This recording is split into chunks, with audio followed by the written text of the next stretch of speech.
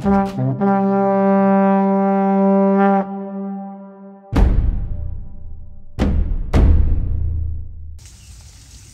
জানাচ্ছি face to face with আমির পারভেজে।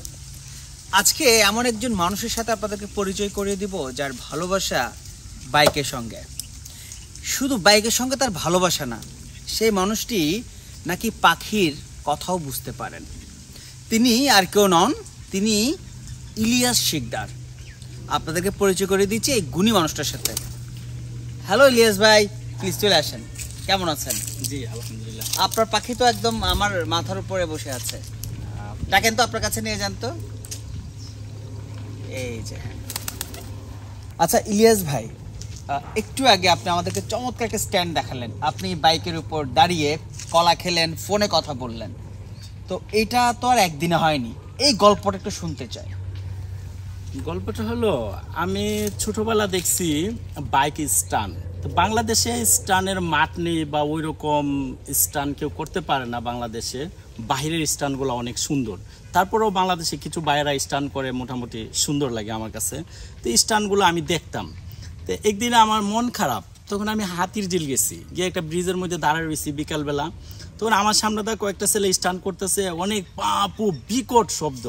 প্রথম আমার ভালো লাগছিল যে ওরা স্টান করতে, দুই চাকার একটা বাইক নিয়ে খেলতেছে, ভালো লাগছিল। পরে এই শব্দটা আমার ভালো লাগছে না। পরে আমি চিন্তা করলাম যে আমি একটা স্টান আবিষ্কার করব যেটা এরকম বিকট সাউন্ড হবে না, তবে সুন্দর লাগবে, মানুষ দেখবে, মুগ্ধ হবে মানুষ। হ্যাঁ হ্যাঁ। তখন আমি চিন্তা করলাম কি আবিষ্কার করতে পারি। তারপর অনেক চিন্তা করে আমি এটার জনক আমি বাংলাদেশে। এই স্ট্যান্ডের নামটা কি?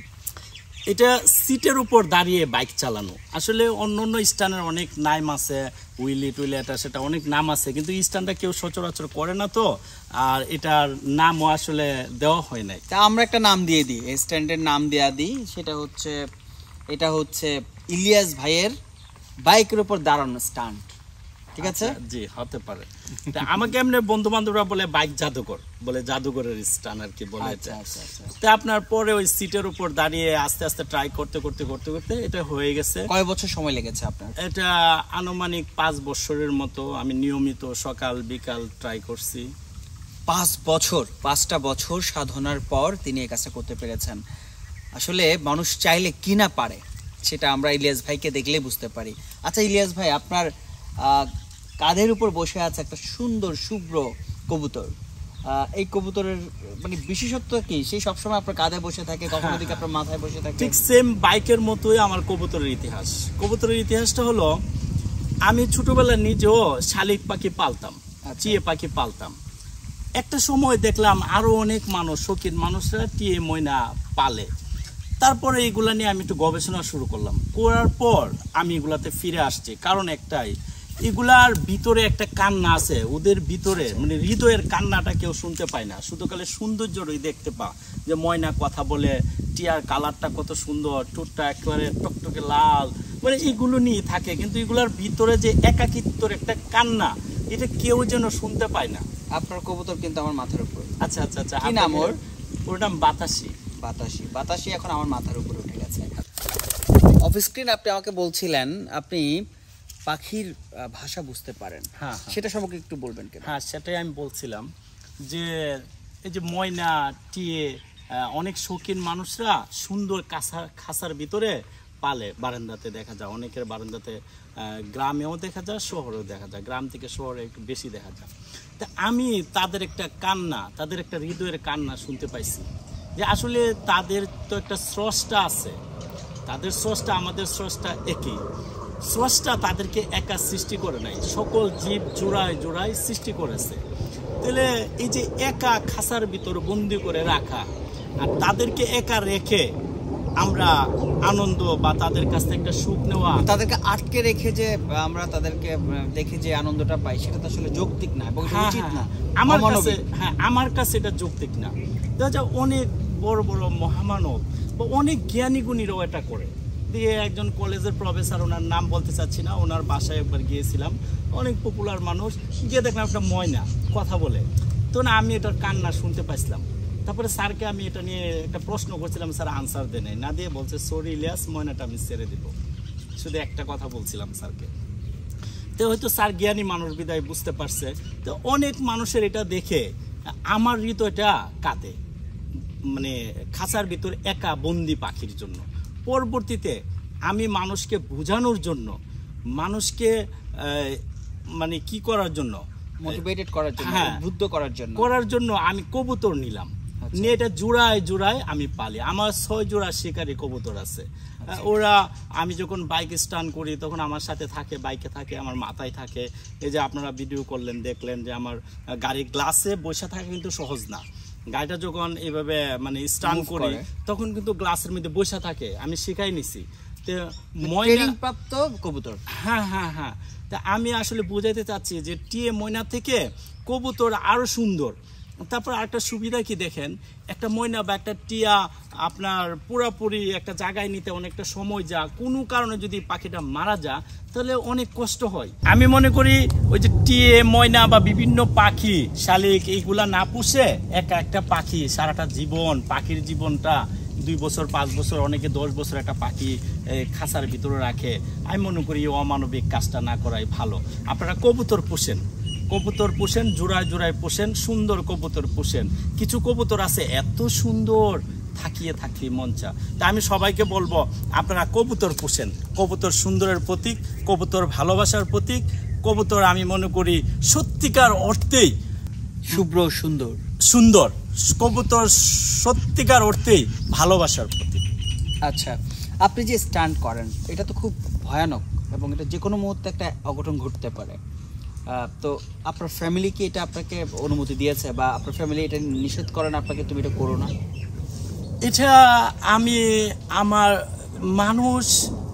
ব্রেনে যখন, মানুষের মনে যখন কোনো কিছু ধরে এটা একসময় কাইটা যা, চোখে যখন কোনো কিছু ধরে এটাও কাইটা যা, কিন্তু মানুষ যখন ব্রেন, মন, রক্তে, নেশায় মিশা যা কোনো কিছু, তখন কারো বাধা এটার মাঝে আর কাজ করে না।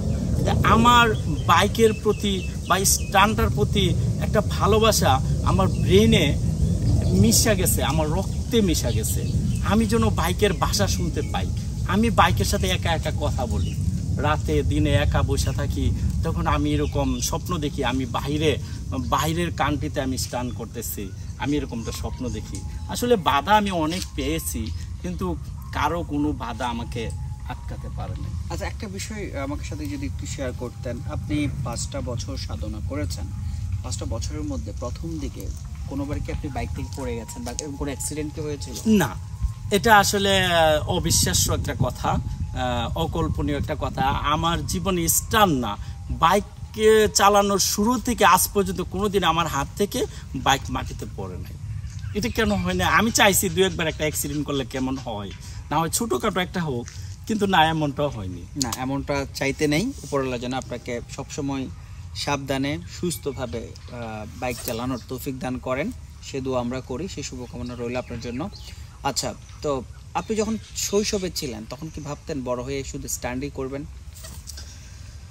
আমার ছোটবেলা থেকে ইচ্ছে অন্যরকম একটা কিছু করা, গাড়ি বাড়ি টাকা পয়সা এগুলোর প্রতি কখনোই আমার কোনো নেশা ছিল না, আজও মনে করি না। আমি সবসময় ছোটবেলাতে চিন্তা করছি এরকমটা যে কত মানুষ আসে আবার চলে যা, আমি এমন একটা মানুষ হতে চাই যে আমি আয়সা চলে গেলে 100 বছর পরের জন্য মানুষ আমাকে মনে রাখে। আমি অনেক টাকাওয়ালা হয়ে মরতে চাই না, কারণ এই যে যমুনা গ্রুপের মালিক মারা গেছে, ওনার তো অনেক টাকার মালিক ছিলেন, এরকম অনেক অনেক বড় লোকরা দেখি মারা যায়, অনেক টাকা করে হন্য করে তারা মারা যায়। তা আসলে আমি এমনটা চাই না, আমি তো আর ওইরকম বড় হতেও পারবো না, কয়েক লক্ষ কয়েক কোটি টাকার মালিক না, এগুলো চিন্তা আমার মাথায় কাজ করে না। আমি একটা অন্যরকম মানুষ হতে চাই, একটা ভালো মানুষ হতে চাই, এই একটা অন্যরকম মানুষ, পাশাপাশি একটা ভালো মানুষ। ছোটবেলাতে এটা আমার চিন্তা, আমি এখনো এটার উপরে আছি। আচ্ছা, আপনি বাইক স্টান্ট করা ছাড়া আর কিছু কি করছেন? আমি এসি ফ্রিজের কাজ করি, আমি এসি ফ্রিজের একজন বিজ্ঞ মানুষ, আমি এসি ফ্রিজের কাজ করি, পাশাপাশি একটু গান বাজনা করি। আচ্ছা, ও বাহ, খুব সুন্দর একটা কথা বলেছেন। তাহলে আমরা 2টা লাইন শুনে ফেলি আপনার মুখ থেকে। কি গান করবেন আমাদের জন্য? আসলে আমার লেখা অনেক গান আছে। আচ্ছা, আপনি গান লিখেনও? হ্যাঁ, আমার লেখা। তার মানে একটা মানুষের কত গুণ, মাশাআল্লাহ। আপনার গান শুনি, আপনার লেখা একটা গান শুনতে চাই। আমার লেখা অনেক গান আছে, অনেক গান রেকর্ডিং হয়েছে, মার্কেটে আছে, ইউটিউবে চার্জ দিলে অনেক গান পাওয়া যাবে। তো আমি হুট করে কি গান শোনাবো, তবে আমি লিখতে পারি কিন্তু আমার গানের কণ্ঠ খুব একটা ভালো না। তারপরে সেদিন মাথার পাশে একটা কাগজ পাইলাম, মনটা খারাপ ছিল, যে বাস্তবতা নিয়ে 2টা লাইন লিখছিলাম, আমার লেখা 2টা লাইন, সেদিনের লেখা 2টা লাইন শোনাচ্ছি গানের মতন করে। প্রথম বেলায় যার সুখ সয় না কপালে, আমি বলি তার সুখ হয় না কাঁদিলে। প্রথম বেলায় যার সুখ সয় না কপালে, আমি বলি তার সুখ হয় না কাঁদিলে। সর্বহারা মানুষ আমি, সর্বহারা মানুষ আমি, কপাল আমার বিধি লিখিল, কাউকে দোষী নাই আমি, কপালে ছিল কাউকে দোষী নাই আমি, কপালে ছিল। দুঃখের নদী পারি দিতে যেই তরিতে রাখি পা, কাল বৈশাখী জ্বর এসে সবই নিয়ে যা। দুঃখের নদী পারি দিতে যেই তরিতে রাখি পা, কাল বৈশাখী জ্বর এসে সবই নিয়ে যা। দুকুল হারা মানুষ আমি, দুকুল হারা মানুষ আমি, আমার তরি ডুবিল, আমার তরি ডুবিল, কাউকে দোষী নাই আমি, কপালে ছিল। বাহ, খুবই সুন্দর, খুবই সুন্দর। ইলিয়াস ভাই, আপনি তো দুঃখের গান গাইলেন, আপনার জীবনে কি এমন কোনো দুঃখ আছে যেটা আজকে আপনি আমার দর্শকদের সাথে শেয়ার করতে পারবেন? আমি মনে করি প্রতিটা মানুষের জীবনেই সুখ দুঃখ আছে, কারো জীবনে দুঃখ বেশি, কারো জীবনে দুঃখ কম। দুঃখ যাদের নেই তারা সুখটা উপলব্ধি করবে কি করে? তবে দুঃখের ভাষা সবাই জানে না, সবাই দুঃখ বলতে পারে না। আমি মনে করি প্রতিটা মানুষই শিল্পী, প্রতিটা মানুষই গীতিকার, প্রতিটা মানুষই সুরকার, কিন্তু সবাই পারে না। আমি পারছি আমার ভাষাটা বুঝাইতে, হয়তোবা আপনারও কষ্ট আছে, একটু কম বা একটু বেশি, আপনি হয়তোবা আমার মতো আপনি প্রকাশ করতে পারছেন না। যে যত বেশি প্রকাশ করতে পারে সেই তত বড় শিল্পী, সেই তত বড় গীতিকার।